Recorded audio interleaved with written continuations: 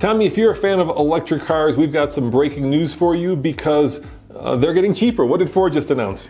Well, the all-electric Mustang Mach-E has dropped its price. By how much?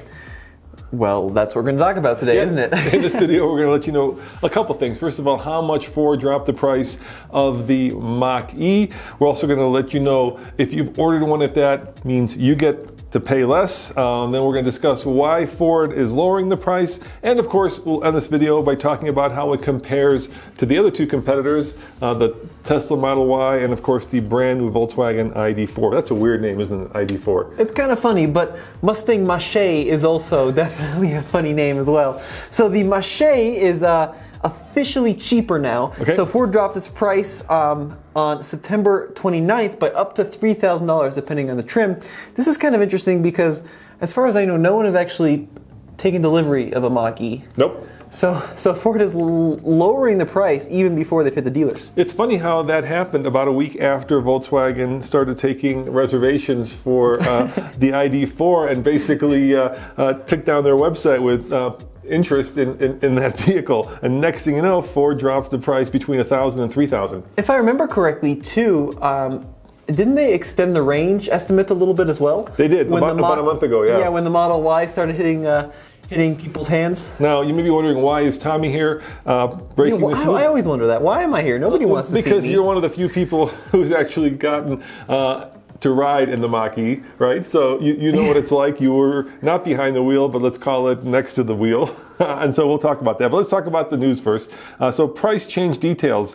As you know, the Mach-E price starts now at $42,895, and that is before the $7,500 federal tax incentive that, Ford still has. Yeah, and it says, according to our spec sheet here, that the base Select trim is now $1,000 cheaper. So the rear-wheel drive only California Route 1 model, which is a trim, also gets the $1,000 price cut. So that's going to come in at $49,800. And what about the premium? Well, that gets the biggest price cut of all. That's going to be $3,000 cheaper. Yeah, so now that starts at $47,000. And if you're wondering what this looks like in a visual, you're gonna go and you're gonna go to the configurator and price it out? Yeah, check this out. Oh, cool! Look at that. So you can see here that the Select, the entry-level Mach-E, starts at $42,895. Availability starting late 2020. That is the standard range battery, rear-wheel drive, targeted EPA range up to 230 miles. All right, and how about if we go up in the trim levels? Well, so for example, you'll notice right there, we've got the California Route 1. That starts at $49,800, availability starting late 2020. And then, of course, if you look at the premium, which is kind of like the Goldilocks one. It's not the entry level, it's not the expensive one. It's like right in the middle.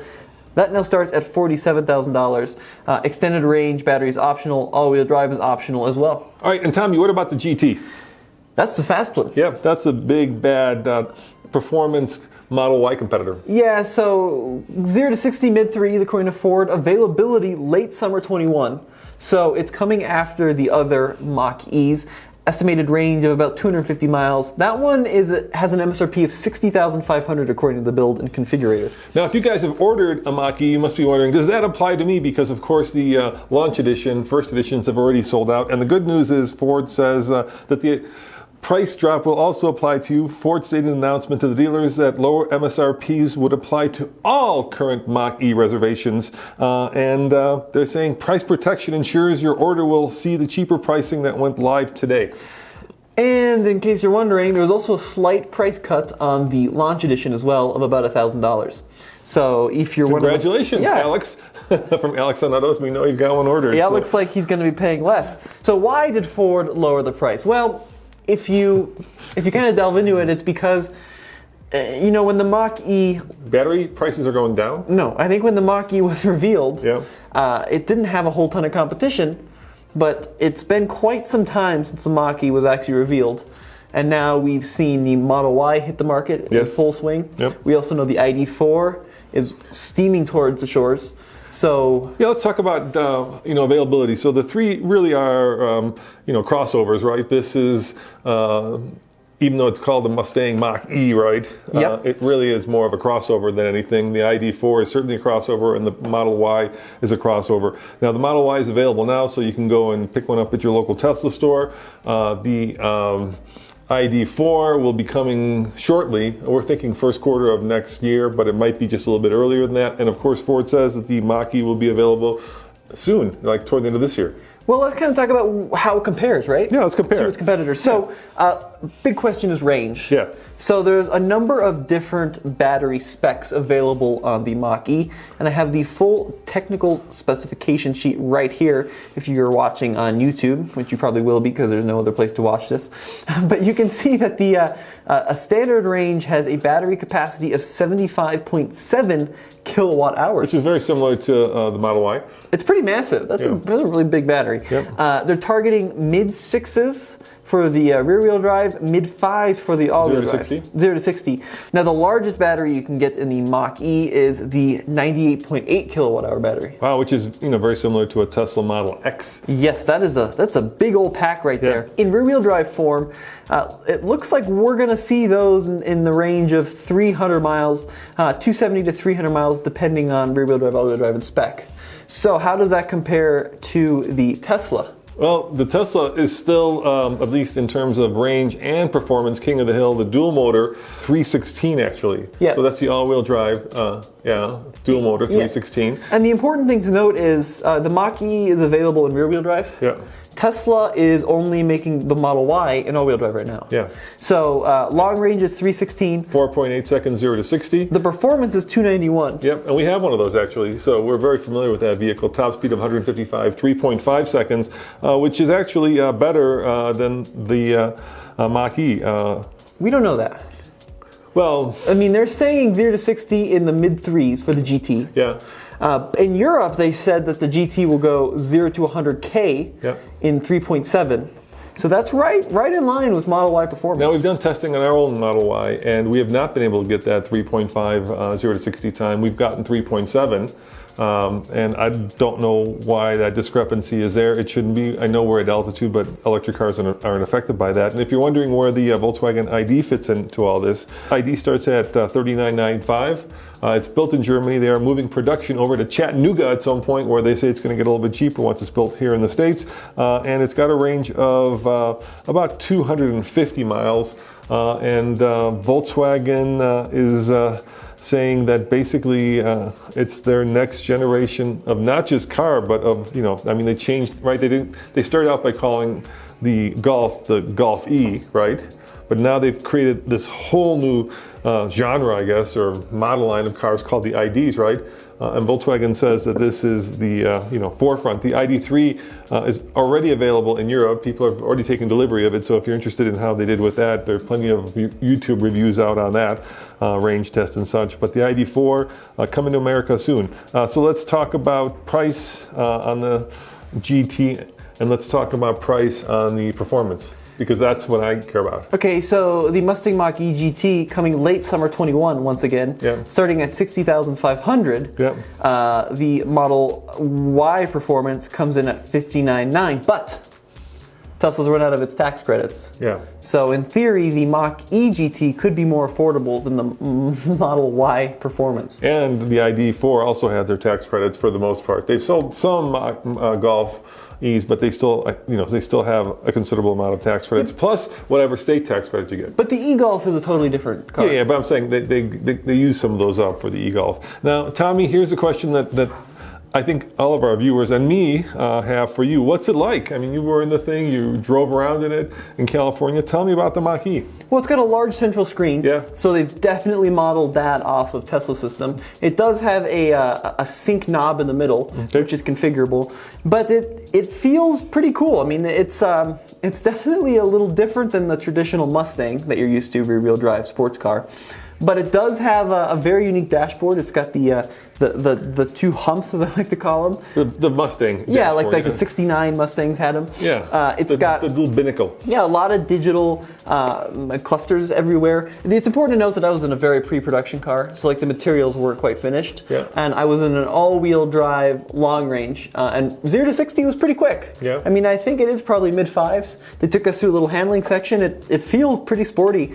You really just got to get behind the wheel and see what it's like compared to the Model Y. Now, the original Mach-E program, believe it or not, was this compliance car thing, and that just wasn't happening with the engineers. So they went a completely different route and came out with something kind of sporty and interesting. Range estimates, you know, it's definitely different than Tesla. You know, Tesla was originally going to launch a Model Y rear-wheel drive. Do you remember that? Yeah. With a smaller battery. And then Elon said that the new standard is 300 miles. So they scrapped that plan, and now they're only all-wheel drive, be it long-range all-wheel drive or performance. The Mach-E, you can still get rear-wheel drive with a small battery, and that is much more affordable, starting at $42,895. So it's more affordable than the Tesla. But when you start getting up into some of the options with all-wheel drive and the bigger batteries, pricing can be fairly comparable. Now, obviously, the more expensive vehicle of the three is going to be the Tesla, just because they've lost that big tax credit. So if you guys are thinking about buying one, let's talk about the differences between all three. And yes, Tommy, you just corrected me in the edit. I did call it the Golf E. It's the E-Golf. Sorry. Anyway, the difference between the three, of course, is that Tesla's going to be the most expensive because they don't have their tax credits, but Tesla does have a huge advantage, and that is they have their proprietary supercharger network. Of course, there's Electrify America, ChargePoint, and Volkswagen has said that if you buy a not a Mach-E, if you buy an ID.4, you're going to get 3 years of free charging. But, you know, Tesla's charging network is by far the easiest and I think the most convenient. They put them in really nice places. So if you really worry about charging, I would go with the Tesla. Let's talk about over-the-air updates, Tommy. Yeah, so apparently all three of them are going to come equipped with over-the-air updates. Yeah, but I think Tesla is still in the forefront of that. So like both Ford have committed to doing over-the-air updates, so has Volkswagen. But like with Tesla, you can do things like actually increase the performance of your vehicle. So right now you can go buy, if you've got a dual motor, you can go buy a performance upgrade, which takes that 0 to 60 time down by half a second for $2,000. Just do it on your phone app and get your dual motor to go 4.3 versus 4.8. I think you're going to be surprised. I think both Volkswagen and Ford have really committed to over-the-air software updates. Right. And I think they're going to be real. So for example, like Ford has this new co-pilot system, which is their self-driving on highways. Yeah, I was going to talk about autonomy. Yeah, and that's going to be pushed in an over-the-air update too if you select that feature. All three of them are utilizing autonomous driving features, automatic braking, lane keep assist. We haven't tried the Ford or the Volkswagen systems in the new models. The Tesla system, of course, be it autopilot or full self-driving, works very well. So it's going to be interesting to see how Ford and Volkswagen combat that autonomous driving tech. Yeah, Tesla does really poorly in build quality. Ours is a little thrown together. So that's also a difference. If you're a stickler for perfect build quality, if you want, you know, exacting lines, then you might want to go with the Volkswagen, because I think Volkswagen is really good at that. Another difference, of course, is that people seem to forget this, Tommy, and Ford even seems to have forgotten this, but Tesla's an American car company. Yeah. So they are built in America and California. Volkswagens are going to be built in Germany until they get the Chattanooga plant up and running. And I'm not sure where the Mach-E, I think it's going to be built in Dearborn, right? I think so. Yeah, I think you're right. And then in terms of kind of just overall design, of course, Tesla has gone the minimalist route. So if you don't like buttons, then go for the Tesla. If you do like buttons, then you're probably going to want to go for the Volkswagen or the Ford. Not really. No? The Ford has less buttons? The Ford has almost no buttons. So Look at this. Wow. And there's almost no buttons in the Ford. There's a drive selector, but there's really is almost no buttons. They have different drive modes like unbridled, but there's not a whole ton of physical buttons. The Volkswagen, on the other hand, though, does have a more standard cockpit with an infotainment screen and a set of physical commands that you can punch in via the little touch buttons. Yeah, and then what other things do people cross shop with? EPA range. We know the range. Do we know the fuel efficiency? I'm going to think that the Tesla is going to be the winner on that. Yeah, just because I don't think we know the efficiency of the MPGE. But we know them on the Tesla, and it's got the longest range, and they just seem to do better on the EPA cycle for some reason. Maybe because they've been doing it longer. In terms of batteries, Actually, Tesla is committed to building their own, but right now they're still, using other manufacturers' batteries. Ford is not committed to building their own motors or batteries. Tesla's doing their own motors, and Volkswagen is also using suppliers for that. Yeah, I mean, we're just gonna have to get them in person and drive that at this point because they're pretty closely matched. Ford is a little bit lower on range, but they have a more affordable price compared to Tesla. Volkswagen comes in very affordably, starting at like $39 for their entry-level ID.4.